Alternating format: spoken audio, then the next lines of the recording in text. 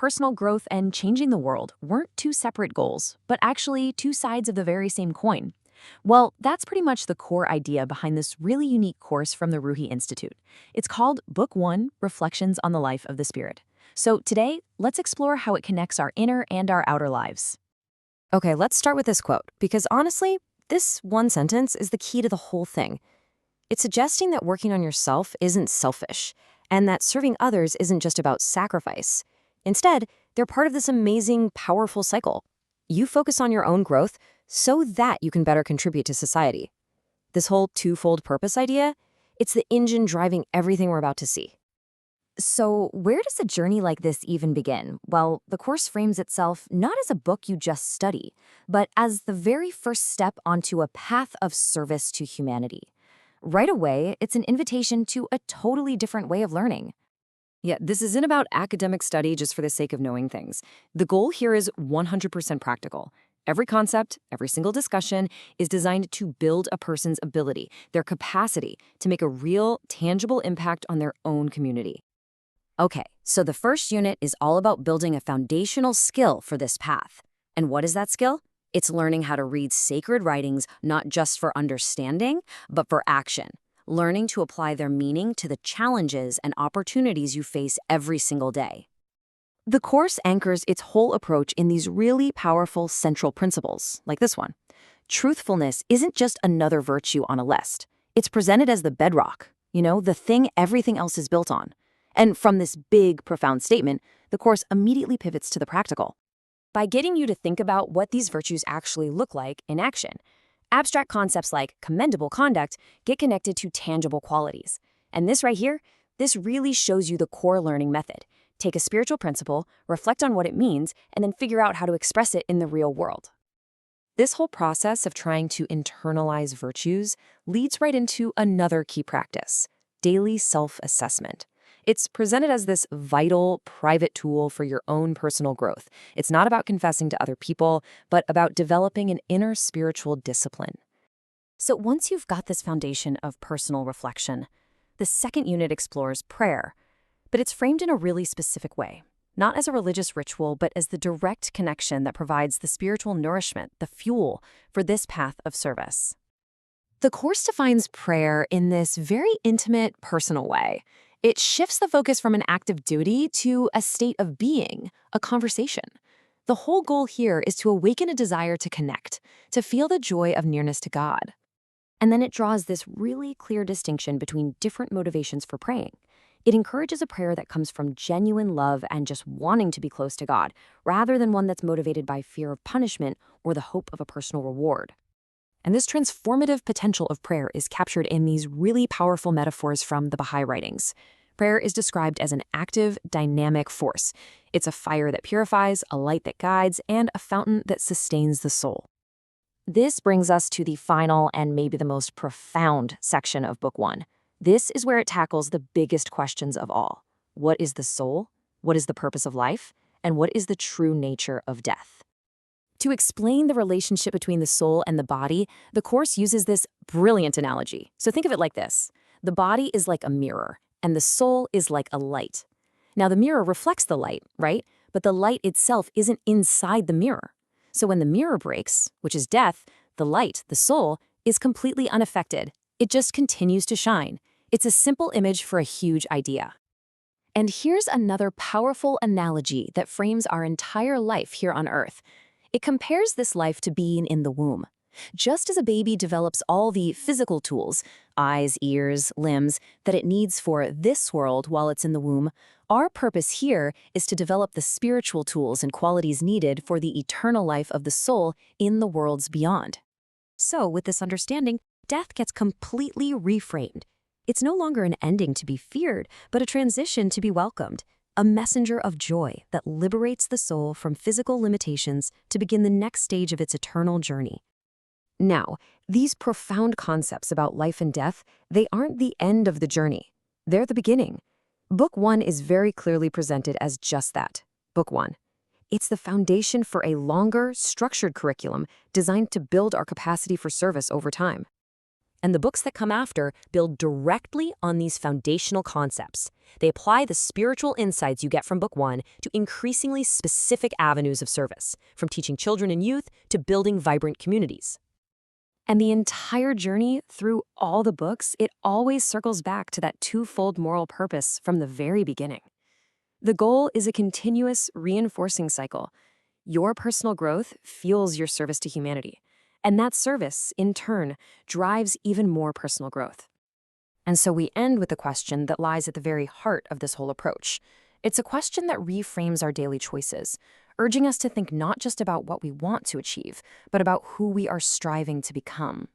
This is really the starting point for a path of service that's so central to the Baha'i Faith, a path that's all about transforming ourselves and the world around us. And before we dive in, I just have to say a huge heartfelt thank you to all of you who subscribe, and especially to our channel members. Seriously, your support is what makes this whole series possible, and we really, truly appreciate it. Okay, so at the very heart of everything we're going to talk about is this powerful idea, the twofold moral purpose. Think of it like this. Our lives have two jobs that are totally intertwined. Job 1 is to look inward, to work on our own spiritual and intellectual growth. Job 2 is to look outward, to use that growth to help make society better. They're not two separate things. They're like two wings of a bird. You need both to fly, and each one makes the other stronger. So, where does a journey like this even begin? Well, the first unit gets right to it. It's all about understanding the Baha'i writings, and not just as, old texts to be read. The whole goal is to see them as a living, practical guide for right now. It's about building a habit of really thinking about what the words mean, and most importantly, how we can actually apply them to our everyday lives. And right out of the gate, we get this foundational quote from Bahá'u'lláh. It really sets the tone for everything. I mean, it's such a powerful way of saying that our actions speak way, way louder than our words. It's not about what we say we believe, it's about what we do. Our character is defined by our deeds. That's a call to action from page 1. And that leads us to this core principle of coherence. Basically, making sure your walk matches your talk. The book constantly pushes us to ask ourselves, are my words and actions in sync? Because according to these teachings, the real power to change the world doesn't come from big speeches or grand promises. It comes from the small, consistent, pure, and goodly deeds we do every single day. Then, the unit zooms in on one virtue that's absolutely critical: truthfulness. And just listen to the power of that language from Abdu'l-Bahá. It's not just one of the virtues, it's the foundation of all of them. Why? Well, think about it. Without truthfulness, you can't have trust. And without trust, nothing works. Not a family, not a community, not a civilization.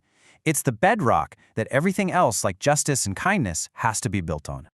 So, okay, how do we actually develop these virtues? This quote gives us a practical tool, a daily check-in. It's about taking a moment each day to look at ourselves honestly, to review our actions, our words, even our motivations. And it's not about feeling guilty or beating yourself up. It's just a practical way to grow, to polish our character day by day. All right, so once we start trying to understand this divine guidance, the next logical step is to open up a conversation. And that's what Unit 2 is all about. We shift our focus to prayer, but not as some stiff ritual or a laundry list of things we want. It's about prayer as a living, breathing, joyful habit, a direct conversation with God. The unit starts with a question I think a lot of us have had. If God already knows everything and is all-loving, then why pray? What's the point? And the book really unpacks this, taking us way beyond the idea of prayer as just asking for stuff, and into a much richer understanding of what it's for. And here's the beautiful answer. Prayer is described as a natural result of love. I mean, think about anyone you love deeply in your life. You naturally want to talk to them, right? It's not a chore. The writings say it's the exact same with God. That desire to connect, to pray, just springs up from our soul's love for its creator. It's about connection, not obligation. And I love these metaphors the book uses to show what prayer can be. It's a conversation. It's a fire that burns away all the ego and junk that gets between us and God. It's a light when we feel lost, a cool drink of water when our spirit feels tired, and ultimately, it's food for our soul, just as essential for our spiritual life as food is for our physical bodies. Now, when you start building this deep personal connection with God, it's only natural that you start thinking about life's biggest questions. And the third and final unit of Book 1 goes there. It tackles the big ones. What is the soul? What's the purpose of life? What happens when we die? It puts our whole life here on Earth into the much, much bigger picture of our soul's eternal journey. To help us wrap our minds around the relationship between our physical body and our spiritual soul, the writings give us this really simple but brilliant analogy. The soul is like the light coming from the sun, and our body is like a mirror reflecting that light. The light isn't actually inside the mirror. The mirror just allows its beauty to be seen. And if you think about that, the implications are huge. The mirror, our body, can get dusty, it can get cracked, it can get old, it can even be completely shattered at death. But none of that changes the light itself. Our soul, the light, exists independently. Its splendor continues on, totally unaffected by what happens to its physical reflector. And that leads to this incredibly hopeful belief. The death isn't the end. It's just a transition. This quote from Bahá'u'lláh is so reassuring. It tells us that our soul's journey is one of endless progress, forever traveling through the worlds of God, always getting closer to its source. So then what's the point of this life? Why are we here? The writings give us another amazing analogy, the world of the womb. A baby in the womb is busy developing everything it's going to need for this world: eyes to see, lungs to breathe, ears to hear. In the exact same way, this world is like a workshop for our souls. We are here to develop the spiritual capacities we'll need for the next life, things like love, justice, compassion, and kindness. The unit wraps up with this powerful image of the soul as a bird. Our soul is meant to soar in the heavens of knowledge. But this quote is also a warning. It tells us not to weigh down our wings with the clay of materialism and selfish desires, because that clay can keep us from our spiritual flight. So as we start to pull all of this together, you can really see how these 3 units of Ruhi Book 1 lay out such a clear, logical path for us to walk as we reflect on the life of the Spirit. You can see the progression, right? First, we learn to understand and apply God's guidance to our actions. Then, we build that personal relationship with God through conversation, through prayer. And finally, we see our whole life in the bigger context of our soul's unending journey. Each step builds on the one before it, giving us this solid foundation for a life of purpose. And underneath it all, holding it all together, is this incredible promise. It's a message of such profound hope. This passage from Bahá assures us that no matter how hard things get in this world, a destiny of blissful joy and heavenly delight is absolutely guaranteed for every single soul. But this knowledge isn't meant to just sit on a shelf in our minds. It's meant to be the first step on a lifelong journey of learning and service. So the real question that the book leaves us with is a personal one. Now that you have this foundation, how will you choose to walk your path? Thank you so much for joining me for this overview of Ruhi Book 1. We're just getting started, and we'll be back soon to dive into Book 2. So make sure you're subscribed to Baha'i Reflections so you don't miss it, and please consider becoming a member to help support this work. We'll see you next time.